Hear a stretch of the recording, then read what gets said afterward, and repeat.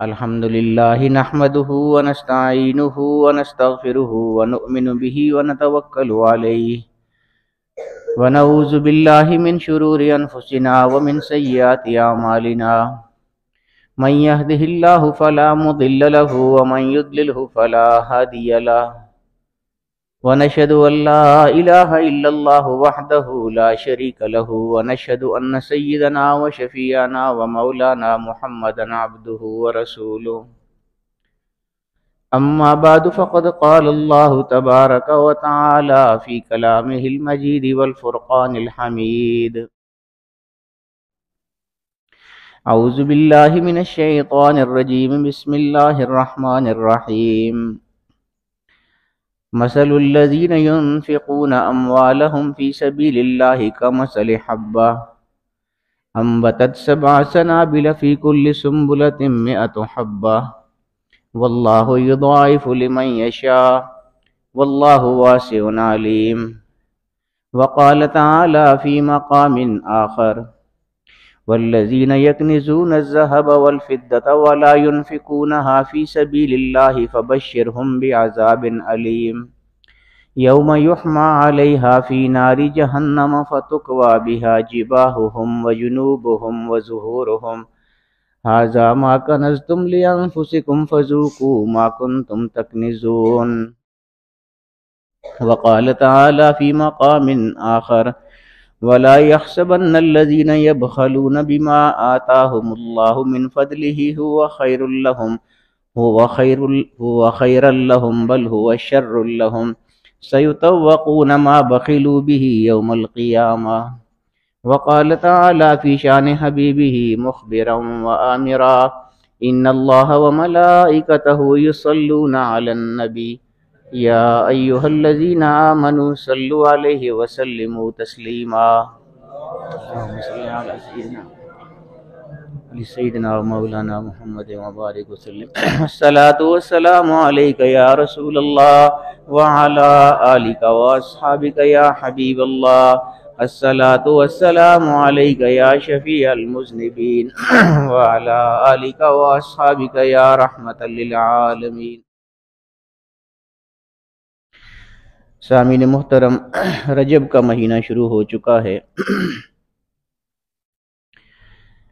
عام طور پر رجب کے مہینے میں لوگ زکوٰۃ ادا کرتے ہیں، اور ہماری مقامی لوکل زبان میں، مقامی اصطلاح میں اس کو زکاتی کا مہینہ بھی کہتے ہیں، زکاتی دا مہینے۔ عام طور پر لوگ اس مہینے میں زکوٰۃ ادا کرتے ہیں۔ حالانکہ شرعی حوالے سے میں آپ کو بتانا چاہتا ہوں، مسئلہ یہ ہے کہ اس کا کسی بھی مہینے کے ساتھ کوئی تعلق نہیں ہے زکوٰۃ کا۔ وہ کسی بھی مہینے میں زکوٰۃ انسان پر واجب ہو سکتی ہے۔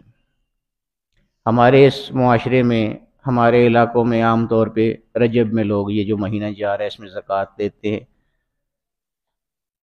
اصلاً جو زکوٰۃ واجب ہوتی ہے وہ جب اتنی رقم آدمی کے پاس موجود ہو جو نصاب کی رقم ہے، وہ رقم موجود ہو اور پورا سال وہ اس کے پاس رہے بھی۔ مثال کے طور پہ فرض کریں 50,000 روپے ہے۔ اب 50,000 پہ اگر زکوٰۃ واجب ہوتی ہے، یعنی جس کے پاس 50,000 روپے ہے اس پر زکوٰۃ اگر واجب ہوتی ہے، اس کی شرط یہ ہوگی کہ آج کل کون سا مہینہ جا رہا ہے؟ جنوری ہے۔ جنوری میں اس کے پاس 50,000 روپے آیا اور اگلی جنوری تک یہ 50,000 اس کے پاس رہے، تو پھر اس 50,000 پر زکوٰۃ واجب ہوگی اگلے جنوری میں، ایک سال جب پورا ہو جائے گا۔ حولان خول اس کو کہتے ہیں، پورا ایک سال اس رقم پر گزر جانا، اس کے بعد زکوٰۃ واجب ہو جاتی ہے۔ تو اس لیے میں یہ کہہ رہا تھا کہ یہ رجب کے ساتھ خاص نہیں ہے، بلکہ جو بھی رقم کسی کے پاس نصاب والی آئی اور وہ جس مہینے میں بھی آئی، وہ سال گزرنے کے بعد اسی مہینے میں زکوٰۃ واجب ہو جائے گی۔ جنوری میں آئی، کسی کے پاس سال پورا گزر گیا، اس کے پاس رہی رقم وہ، یعنی 50,000 سے زیادہ ہی رہے، لاکھ روپیہ رہا، تو اس میں سے کچھ وہ خرچ کرتا رہا، لیکن 50 اس کے پاس پورا سال رہا، تو اب یہ 50 جو اس کے پاس پورا سال رہا، اس پر زکوٰۃ واجب ہوگی اگلے سال۔ 2.5% ہوتی ہے زکوٰۃ۔ اور یہ بہت اہم چیز ہے، یہ عبادت بھی ہے، واجب بھی ہے۔ اللہ رب العالمین نے اس کو بہت اہم قرار دیا ہے قرآن کریم میں۔ صدقہ خیرات یہ الگ چیزیں ہیں، صدقہ خیرات آپ کریں یا نہ کریں وہ آپ کی مرضی کی بات ہے، کریں گے تو ظاہر ہے کہ اس کا فائدہ ہوگا، نہیں کریں گے تو گناہ کوئی نہیں ہوگا، لیکن زکوٰۃ اگر ادا نہیں کریں گے تو سخت گناہ گار ہیں اور اس کا بہت سخت عذاب ہے۔ قرآن کریم کی میں نے ابھی جو آیتیں آپ کے سامنے پڑھی ہیں یہ ساری زکوٰۃ کے ساتھ متعلق ہیں، اور بہت ہی سخت اللہ رب العالمین کی طرف سے انداز اختیار کیا گیا ہے کہ جو لوگ زکوٰۃ نہیں دیں گے ان کے ساتھ میں کیا سلوک کروں گا۔ میں ابھی آپ کو ترجمہ بھی کر کے بتاؤں گا، آپ کو اندازہ ہوگا کہ یہ کتنا اہم مسئلہ ہے اور ہم اس سے کس طرح صرف نظر کر جاتے ہیں، ہمارے خیال میں ہی نہیں ہوتا، یعنی ہم کو اس کی شدت کا یہ احساس نہیں ہے کہ یہ کتنا اہم مسئلہ ہے، اور ہم کس طرح اس کو بالکل اس کی طرف دھیان بھی نہیں دیتے، توجہ بھی نہیں دیتے۔ 2.5% ہے زکوٰۃ۔ اگر ایک آدمی کے پاس کروڑ روپے ہے فرض کریں، یعنی وہ ایسا کروڑ روپے ہے کہ جو اس کے پاس پورا سال رہا بھی ہے، یعنی زیادہ امیر کوئی آدمی ہے، 5-7 کروڑ 8 کروڑ والا آدمی ہے، اور لیکن 1 کروڑ اس کے پاس ہر وقت رہتا ہے، تو اب یہ 1 کروڑ کی جو زکوٰۃ ہوگی 1 سال کے بعد 2,500 روپیہ ہوگی۔ 2.5% ہے، 1 کروڑ میں سے 2,500 اس کو زکوٰۃ دینی ہوگی۔ 2.5 لاکھ، ہاں، لاکھ میں 2,500 ہے، لاکھ میں 2,500 اور کروڑ میں 2.5 لاکھ ہے۔ اب یہ ہے کہ 2.5 لاکھ روپیہ زکوٰۃ دیتے ہوئے انسان کا دل ہچکچاتا ہے، لازمی سی بات ہے کہ 2.5 لاکھ روپیہ کیسے آدمی کسی کو دے دیا جائے، بڑی محنت کر کے لوگوں نے جوڑے ہوتے ہیں، لیکن مسئلہ یہ ہے کہ وہ جو 2.5 لاکھ زکوٰۃ آپ کی بنی ہے وہ کس رقم پر بنی ہے؟ وہ 1 کروڑ پر بنی ہے۔ تو جب 2.5 لاکھ آپ دیں گے تو یہ 2.5 لاکھ تو آپ کو بہت بڑا نظر آ رہا ہے جو اللہ کی راہ میں آپ دے رہے ہیں، لیکن آپ یہ کیوں نہیں سوچتے کہ باقی کروڑ میں سے 2.5 لاکھ اگر نکل گیا تو باقی جو 97.5 کروڑ روپیہ ہے وہ بھی تو اللہ نے آپ کو دیا، وہ تو آپ کے پاس موجود ہے، پھر بھی 2.5 لاکھ دینے کے بعد بھی۔ تو مطلب یہ ہے کہ ہمارا جو دھیان ہے وہ شیطان اس 2.5 لاکھ پر لگا دیتا ہے، لیکن اس طرف ہمارا دھیان شیطان نہیں جانے دیتا کہ 2.5 لاکھ دینے کے بعد بھی میرے پاس 97.5 لاکھ روپیہ موجود ہے جو اللہ رب العالمین نے مجھ کو عطا فرمایا ہے، تو مجھے اس کا شکر ادا کرنا چاہیے۔ کچھ لوگ ایسے ہوتے ہیں، کچھ عبادات بھی ایسی ہیں، بلکہ میں آپ کو بتاؤں کہ عبادات کی بھی بہت ساری قسمیں ہیں۔ آپ اس کو اس طرح سمجھ لیں موٹے حساب میں کہ 3 طرح کی عبادات ہیں جو ہم پر فرض ہیں۔ کچھ عبادتیں ایسی ہیں جن کو مالی عبادات کہا جاتا ہے، وہ صرف مال کے ساتھ متعلق ہوتی ہیں۔ کچھ ایسی ہیں جو صرف بدنی عبادات ہیں، جسمانی عبادات ہیں، ان میں مال کا کوئی دخل نہیں ہے۔ کچھ ایسی عبادات ہیں جو مالی بھی ہیں اور بدنی بھی ہیں، دونوں چیزیں اس میں شامل ہیں۔ یہ 3 طرح کی عبادات ہیں۔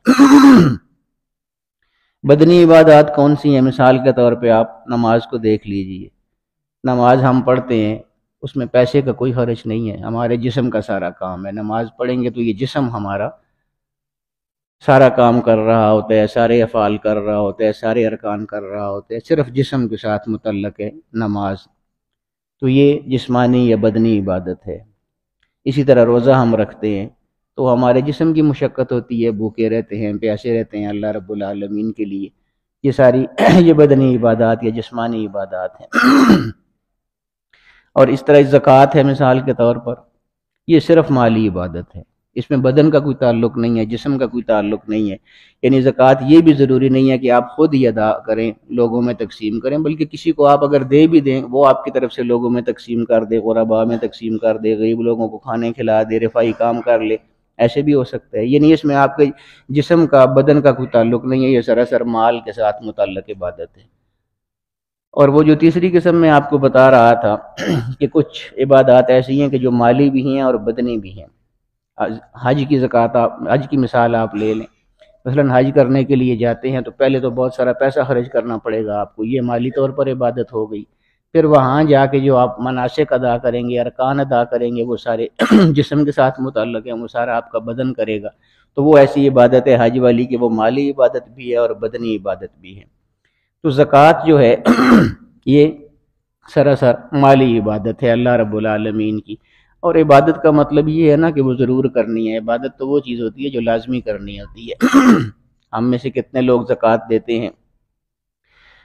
ہمارے پاس تو آپ جانتے ہیں نا کہ ہر طرح کے لوگ آتے ہیں نا. یہاں خانقاہ ہے، پھر ایک شریعت کے حوالے سے، طریقت سے حوالے سے ایک مرکز ہے، بہت سے مریدین ہیں، بہت سے عقیدت مند ہیں ہر شہر میں، ہر ملک میں.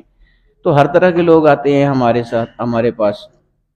ان میں سے اکثر لوگ ایسے بھی ہوتے ہیں کہ جو بہت بڑی بڑی زکوٰۃ دیتے ہیں.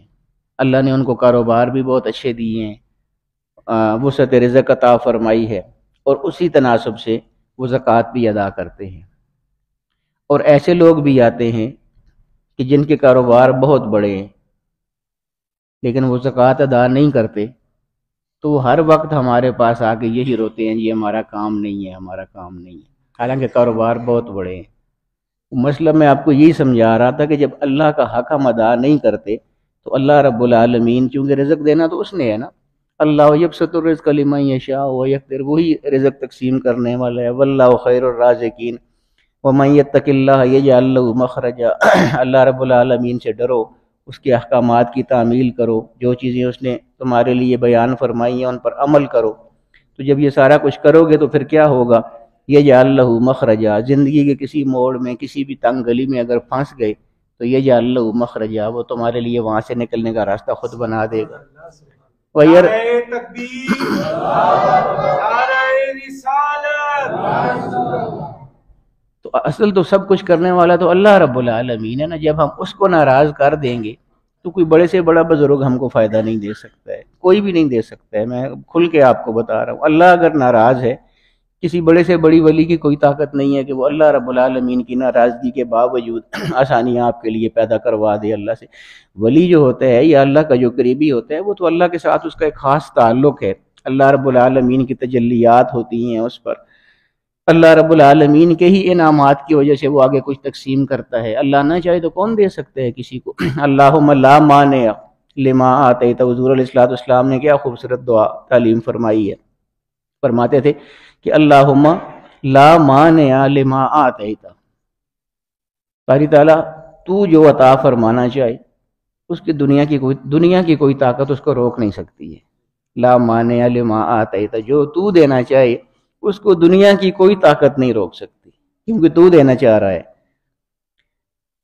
ولا موتی لما منعت، اور باری تعالیٰ اگر تو نہ دینا چاہے تو دنیا کی کوئی طاقت نہیں دے سکتی. یعنی یہ وہی ساری بات آ گئی نا کہ اللہ کے چاہنے سے سب کچھ ہوتا ہے، اللہ ہی سب کچھ کرتا ہے.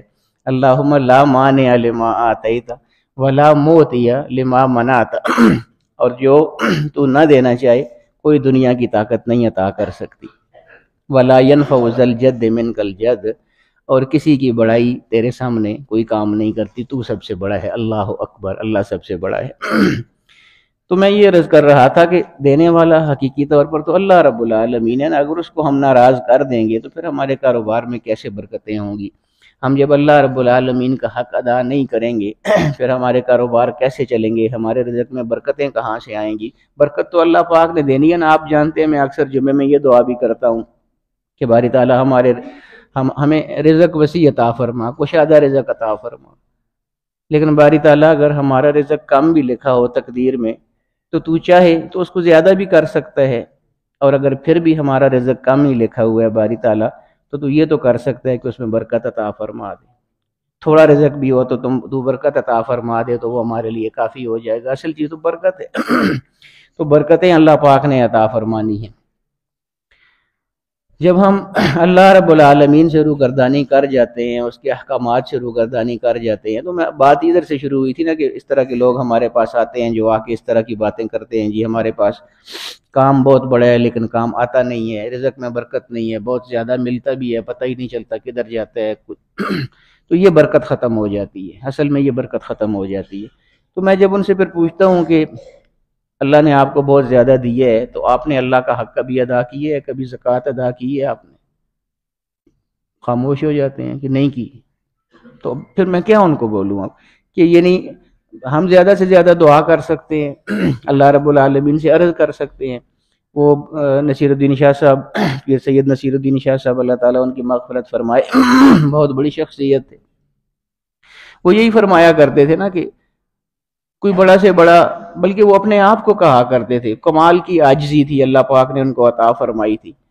وہ ممبر پر بیٹھ کے فرمایا کرتے تھے کہ یہ جو نیچے سے کوئی تنکا اگر اٹھاؤ تو یہ تنکا کیا چیز ہے، اللہ کے دربار میں اس تنکے سے زیادہ بھی حقیر اور فقیر ہوں. حالانکہ کتنی بڑی شخصیت تھے وہ گولڑے شریف والے. تو اصل بات تو یہ ہے نا کہ وہ یہ فرمایا کرتے تھے کہ اللہ کے ساتھ تعلق قائم کرنا ہے.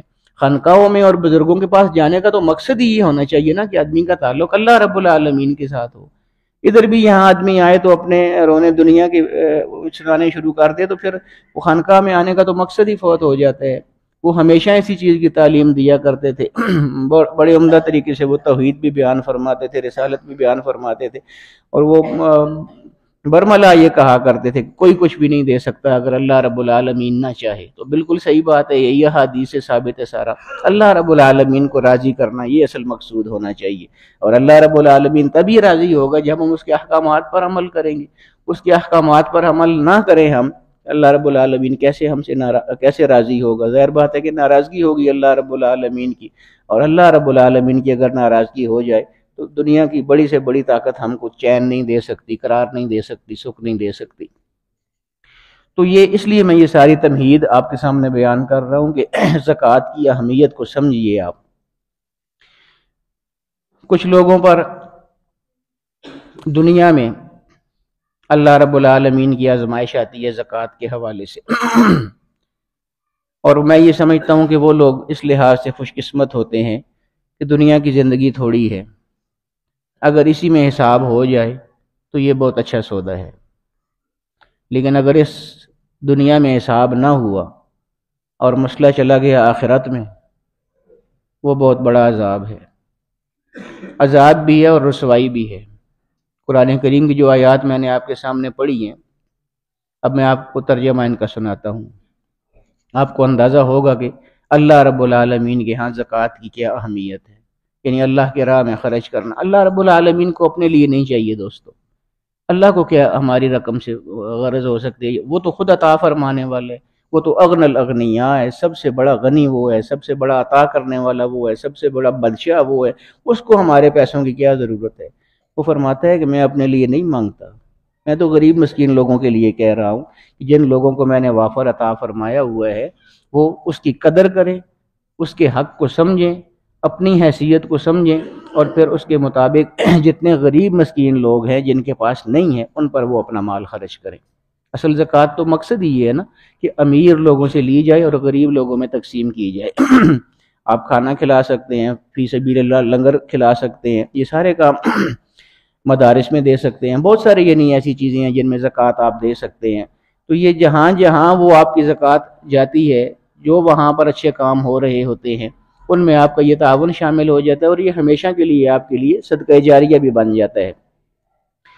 تو اللہ پاک غریب لوگوں کے لیے ہم سے طلب کرتا ہے، امیر لوگوں سے جو طلب کرتا ہے وہ غریب لوگوں کے لیے طلب کرتا ہے. اللہ رب العالمین کو نہیں چاہیے. اور جب اللہ رب العالمین نے یہ ساری چیزیں واضح فرما دیں قرآن کریم میں، احادیث میں، کہ زکوٰۃ کی کتنی اہمیت ہے، کہاں کہاں اس کو خرچ کرنا ہے، تو پھر اس کے بعد بھی اگر ہم اس سے پیچھے ہوں گے تو پھر اللہ رب العالمین کیا کرے گا؟ وہی جو میں عرض کر رہا تھا نا کہ دنیا میں اگر اس کی سزا مل جائے تو وہ بہت اچھی بات ہے، وہ تھوڑی ہوگی. لیکن مسئلہ آخرت میں اگر چلا گیا، دنیا میں کسی نہ کسی طرح زندگی اگر گزر بھی گئی اور آخرت پر بات چلی گئی تو پھر ہم کیا کریں گے؟ اب سنیے قرآن کریم کا ترجمہ جو میں نے آیتیں آپ کے سامنے پڑھی ہیں. والذین یکنزون الذھب والفضہ. انداز یہ اللہ رب العالمین کا دیکھیے آپ.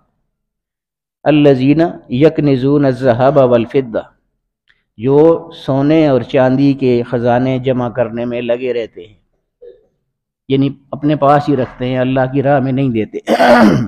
نعرہ تکبیر، نعرہ رسالت، قبلہ حضرت صاحب.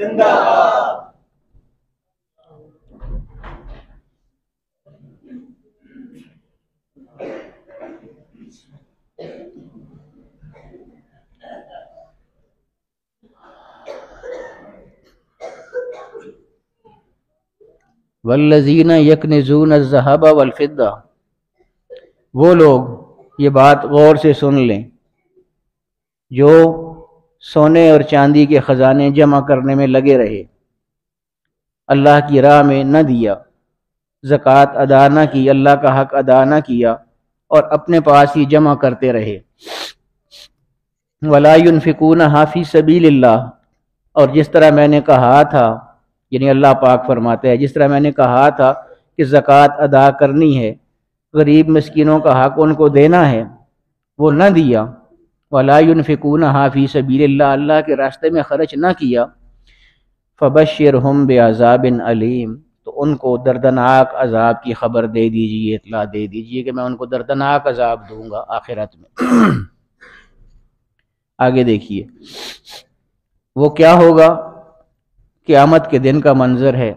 یوم یحمى علیہا فی نار جہنم، یہ جو سونے چاندی یہ جمع کرتے رہے ہیں اپنے لیے، اور اللہ کا حق اس میں سے ادا نہیں کیا انہوں نے، یحمى علیہا فی نار جہنم، اس دن یہی سونا چاندی جس کو یہ جمع کرتے رہے ہیں اپنے لیے، اس کو جہنم کی آگ میں دہکایا جائے گا، تپایا جائے گا۔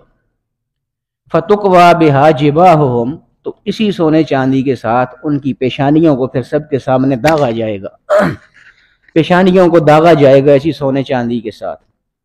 وَجِبَاهُهُمْ فَتُقْوَى بِهَا جِبَاهُهُمْ وَجُنُوبُهُمْ وَظُهُورُهُمْ، پیشانیوں کو بھی داغا جائے گا، ان کے پہلوؤں کو بھی داغا جائے گا، ان کی پیٹھوں کو بھی داغا جائے گا، نشان لگایا جائے گا اسی سونے چاندی کے ساتھ سب لوگوں کے سامنے، ان کو رسوا کرنے کے لیے۔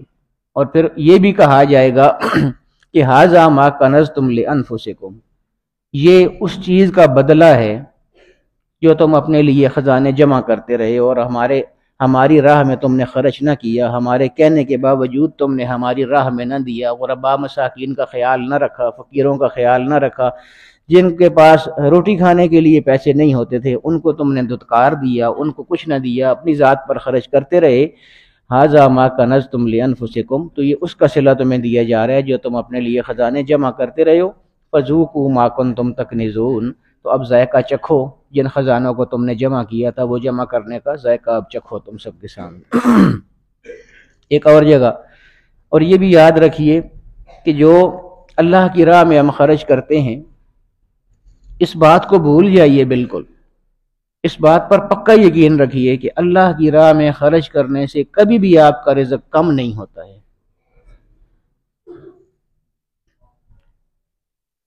ایک بہت بڑی شخصیت ہیں، وہ فرماتے ہیں کہ جو لوگ بھوکے ہوں، جن کے پاس کھانا کھانے کے لیے پیسے نہ ہوں، بہت سے ایسے لوگ ہیں ہمارے معاشرے میں، آپ سارا دن دیکھتے رہتے ہیں، مجھے تفصیل کی ضرورت نہیں ہے بتانے کی، آپ سب لوگ جاننے والے ہیں، اپنے ارد گرد دیکھیں، اپنے محلے میں کتنے لوگ آپ کو ایسے نظر آ جاتے ہیں جن کے پاس کھانے کے لیے پیسے نہیں ہوتے۔ وہ بھی کیسے سکتا ہے، آج کل آپ حالات دیکھ لیں نا، جس طرح کے گیس کے بل آتے ہیں، بجلی کے بل آتے ہیں، باقی ہر چیز مہنگی ہے۔ میں کسی پارٹی کی بات نہیں کر رہا، لیکن ملک کی بات تو ہم کر سکتے ہیں نا، ملک کے حالات تو آپ دیکھیں نا کیا ہو رہے ہیں، کوئی غریب آدمی کیسے گزارا کرتے ہیں، مجھے آپ بتائیے۔ یعنی میں اس دن حساب کر رہا تھا کہ صرف روٹیاں تندور کی اور سالن، اگر 3-4 آدمی ہیں گھر کے، یعنی 2 میاں بیوی اور 1-2 بچے ان کے ہوں، صرف روٹی اور سالن، اگر یہ بھی ایک مہینے کا آپ لگائیں نا، تو ان کی جتنی تنخواہ پورے مہینے کی ہوتی ہے، صرف یہ 2 چیزیں بھی پوری نہیں ہوتی ہیں۔ اسی تنخواہ میں انہوں نے میڈیکل بھی کرنا ہے، کوئی بیماری گھر میں آ جاتی ہے، کوئی بچہ بیمار ہو جاتا ہے، خود بیمار ہو جاتے ہیں، دوائی لیں گے، اس کے لیے پیسے چاہیے، اور کتنے مصارف ہیں جو جن کے لیے ہم کو پیسے چاہیے ہوتے ہیں۔ یعنی ایک مزدور کی میں بات کر رہا ہوں، مزدور آدمی ہے، اس کی 20,000 تنخواہ ہے یا 25,000 تنخواہ ہے مہینے کی، صرف سالن اور روٹی وہ پوری نہیں کر سکتا ایک مہینے میں، باقی ساری چیزیں چھوڑ دے، بل وہ کہاں سے دے گا، باقی اخراجات، دودھ والا ہوگا اس کو پیسے دینے، یعنی کتنے اخراجات ہیں، اور آمدن کیا ہے اس کی، تو یہ سارے لوگ مستحق ہوتے ہیں۔ آپ یہ نہ سمجھیے کہ مستحق وہی ہوگا جو وہاں بیٹھ کے آپ سے مانگ رہا ہے۔ سفید پوش کس کو کہتے ہیں؟ یہی لوگ ہوتے ہیں نا، یعنی وہ مانگ نہیں سکتے، ان کی جو اپنا ایک وقار ہوتا ہے اندر کا، ایک عزت نفس ہوتی ہے، وہ ان کو نہیں دیتی، لیکن اس کا یہ مطلب تو نہیں ہے کہ وہ مستحق نہیں ہوتے ہیں، بہت سے لوگ ہم میں مستحق بیٹھے ہوئے ہیں یہاں پر۔ تو اس لیے میں یہ کہتا ہوں کہ اپنے معاشرے میں دیکھیے، اپنے محلے میں دیکھیے، اللہ رب العالمین یہ سب کچھ عطا فرمانے والا ہے۔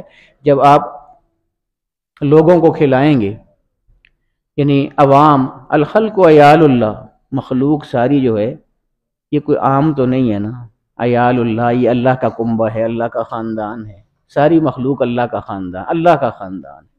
تو جو اللہ سب کچھ عطا فرماتا ہے اس کے خاندان کا بھی پھر خیال رکھنا چاہیے، غریب لوگوں کا خیال رکھنا چاہیے، جتنا ہو سکے ان کاموں میں صرف کیا کریں۔ وہ میں آپ کو ایک بتا رہا تھا کہ ایک بزرگ تھے بہت بڑے، ان کی خوبصورت بات مجھے یاد آ گئی۔ وہ فرماتے ہیں کہ اللہ کی راہ میں بے حساب خرچ کیا کرو، یعنی یہ نہ دیکھا کرو کہ کتنا میں نے خرچ کرنا ہے، اللہ کی راہ میں بے حساب خرچ کیا کرو تاکہ اس کے بدلے اللہ تم کو بھی بے حساب عطا فرمائے۔ یعنی جب ہم خرچ کرنے میں حساب کریں گے تو پھر وہاں سے جو عطا ہوگا نا وہ بھی حساب کے ساتھ ہوگا نا کہ اس نے حساب کے ساتھ خرچ کیا ہے۔ تو اللہ کی راہ میں بے حساب خرچ کریں تاکہ اس کے بدلے میں جو عطا ہو وہ بھی بے حساب تم کو عطا فرمائے۔ تو اس لیے کبھی بھی یہ مت سوچا کریں کہ اللہ کی راہ میں دینے سے آپ کے رزق میں کمی ہو جائے گی۔ اللہ رب العالمین بہت زیادہ عطا فرمانے والا ہے، وہ ویسے اس کی نعمتیں اتنی ہیں، یہ سارا جو کچھ عطا فرما رہا ہے وہی عطا فرما رہا ہے۔ ہم اگر اپنے اعمال کو دیکھیں، ہم میں سے ہر آدمی اپنے اعمال کو اگر دیکھے، ہم تو اس قابل بھی نہیں ہیں جتنا وہ عطا فرما رہا ہے۔ اپنے اعمال تو سب کو پتہ ہے نا، پھر بھی اس کا کرم ہے، وہ عطا فرما رہا ہے، اور جب اس کو راضی کر کے اس سے مانگیں گے تو پھر وہ کتنا زیادہ عطا فرمائے گا۔ اس لیے یہی بس میرا آج کا یہ پیغام تھا کہ غریب لوگوں کا جتنا ہو سکے خیال رکھا کریں۔ وَأَمَّا السَّائِلَ فَلَا تَنْهَرْ، قرآن کریم میں اللہ پاک کیا فرماتا ہے کہ جو سائل ہوتے ہیں، جو فقیر ہوتے ہیں، جو کچھ مانگ رہا ہوتا ہے، اگر اس کو نہیں دے سکتے آپ تو نہ دیں، لیکن اس کو کہیں کچھ نہ، اس کو آگے سے سنائے نہ، اس کو آگے سے جھڑکے نہ۔ وَأَمَّا السَّائِلَ فَلَا، پتہ نہیں کیا کیا امید لے کے وہ آپ کے پاس آیا ہوگا، کہیں سے نہیں ملا ہوگا تو وہ آپ کے، اللہ رب العالمین نے اس کو آپ کے پاس بھیجا ہے، تو آپ کو تو اللہ کا شکر ادا کرنا چاہیے کہ مجھے اللہ پاک نے اس قابل سمجھا ہے کہ میں کسی کی داد رسی کر، جتنا ہو سکتا ہے آپ 10 روپے دے دیں، 20 روپے دے دیں، ضروری نہیں ہے کہ 100 ہی دینا ہے آپ نے یا 200 دینا ہے۔ وَأَمَّا السَّائِلَ فَلَا تَنْهَرْ، کسی بھی سائل کو، کسی بھی فقیر کو، کسی بھی سوالی کو، مانگنے والے کو جھڑکنا نہیں ہے، اس کی قرآن کریم نے سختی سے حکم دیا ہوا ہے۔ نہیں دے سکتے بس نہ دیں، خاموشی سے چل دیں، لیکن آگے سے اس کو مشورے نہ دینا۔ وہی بات ہے کہ وہ کسی نے کسی سے کچھ مانگا تھا اسی طرح، تو اس نے آگے سے اس کو سنانا شروع کر دیا کہ اٹے کٹے اور مانگ رہے ہو، تو اس نے کہا جی میں نے آپ سے پیسے مانگے تھے، مشورہ نہیں مانگا تھا، بڑی مہربانی۔ تو وہ مشورہ دینے کی ضرورت نہیں ہوتی، بس ٹھیک ہے آپ دے سکتے ہیں تو دے دیں، نہیں دے سکتے تو نہ دیں، لیکن اس کو کہیں کچھ نہ، کیا پتہ وہ کن حالات میں ہو۔ ہر آدمی اپنے حالات خود جانتا ہے نا، دوسرا تو دوسرے کے حالات نہیں جان سکتا۔ اللہ رب العالمین سب کے حالات البتہ جاننے والا ہے، وہی سب کچھ عطا فرمانے والا ہے۔ تو اس لیے اللہ رب العالمین کے ساتھ ہی تعلق مضبوط کرنا ہے، جو اس نے احکامات فرمائے ہیں ان کے مطابق زندگی گزارنی ہے، یہی تقویٰ ہے۔ اور جب تقویٰ حاصل ہو جاتا ہے، اللہ رب العالمین کا خوف دل میں آ جاتا ہے، تو ہر طرح کی دینی دنیاوی ساری کامیابیاں اللہ پاک عطا فرما دیتا ہے۔ اللہ رب العالمین ہمیں اسی طرح سچے دل کے ساتھ سارے کام کرنے کی توفیق عطا فرمائے۔ وآخر دعوانا الحمدللہ۔